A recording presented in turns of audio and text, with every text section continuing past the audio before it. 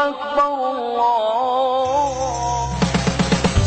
Adalah P.O. Haryanto, sebuah armada bus angkutan umum yang mewajibkan seluruh krunya, baik pengemudi ataupun kondektur bus, untuk memberhentikan kendaraan setiap datangnya waktu sholat. Bagi kru yang melanggar, maka akan dikenakan sanksi, yaitu tidak mendapatkan gaji. Wah.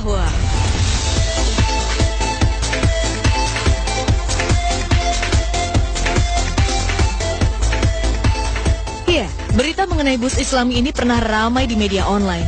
Meski awalnya banyak yang meragukan, namun terobosan yang diusung jasa transportasi P.O. Haryanto ini justru mendapatkan apresiasi positif, baik dari penumpangnya ataupun masyarakat umum. Kan kalau aku kan dari sana kan paling, kalau dari Jakarta kan sore itu kan paling kan jam 5 kan dari sana kan, nanti nyampe rumah makan kan bisa sholat. Kalau di musola itu kalau ada orang sholat juga ditungguin gitu. Tujuan utama diberlakukannya jam sholat pada bus P.O. Haryanto ini adalah memberikan kesempatan bagi para penumpang untuk melaksanakan sholat 5 waktu, terutama sholat subuh. Jika melanggar, kru tidak akan mendapat gaji untuk 1 kali perjalanan pulang pergi. Gaji itu pun akan dimasukkan ke kotak amal bagi yatim piatu. Jangan heran pula jika di badan bus bisa dijumpai tulisan sholawat Nabi.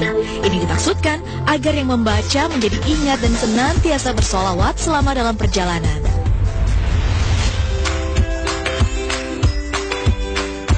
Nama perusahaan bus ini sendiri diambil dari nama sang pemilik, yaitu Haji Haryanto. Pria kelahiran Kudus 56 tahun lalu ini memang dikenal sebagai salah satu pengusaha sukses di bidang otobus. Sosok purnawirawan ini merintis perusahaannya dari kecil, dimulai dari usaha angkutan kota di Tangerang.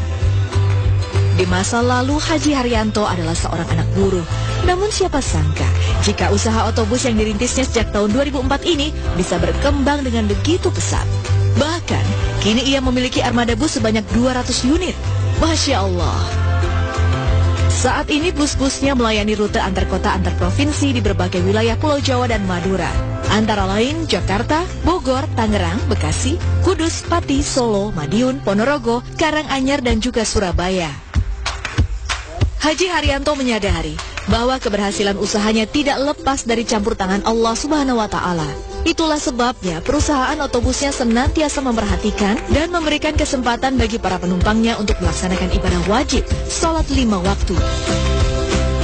Kamu kasihan kalau gak masuk surga, karena kamu yang kamu ikut ini orang muslim, ini orang yang meyakini kepada Allah, ini orang yang meyakini bahwa Rasulullah itu utusan Allah.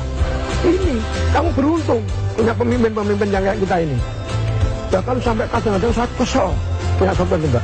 Disuruh sholat aja malah ngumpet, saya bilang. Ini bukan yang di bis saja. Di waktu saya main angkutan kota itu juga tak terapkan untuk sholat.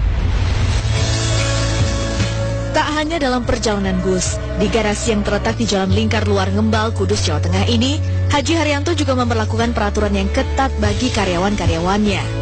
Ia mewajibkan semua karyawannya untuk sholat berjamaah di masjid yang sengaja ia bangun di dalam garasi. Tak heran jika sholat zuhur berjamaah di sini selalu ramai. Sebagai pemimpin, tentu saja Haji Haryanto tidak hanya memerintahkan anak buahnya untuk sholat, namun ia juga memberi contoh. 5 waktu dalam sehari, Haji Haryanto selalu melaksanakan sholat berjamaah di masjid ini. Apa yang dilakukan Haji Haryanto sangatlah seiring dengan pandangan Islam, di mana seorang pemimpin kaum muslimin yang terbaik adalah mereka yang berbuat kebajikan dan menjaga sholatnya. Suasana Islami sangat kental terasa di areal garasi bus. Setiap harinya terdengar alunan suara orang membaca Al-Quran dari Masjid Nurul Huda. Ya, setiap harinya memang Haji Haryanto sengaja mengundang hafiz Quran untuk membaca dan menghatamkan 30 juz Al-Quran.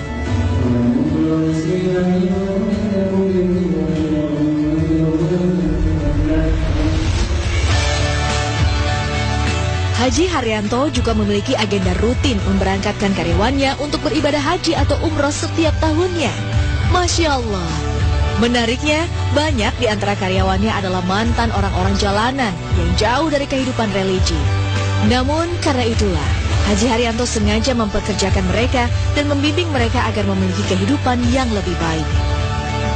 Di sini kan Pak Haji itu kan sistemnya kan harus dengan agama gitu. Karena Pak Haji juga dulu ya seperti itu, karena perubahan juga Nah kalau menurut saya Pak Haji, kalau misalnya ada karyawan atau kru yang belum sholat, pasti dibilang, ayo sholat, waktunya sholat. Gitu. Sebelum bekerja, sholat, berdoa untuk keselamatan kita masing-masing.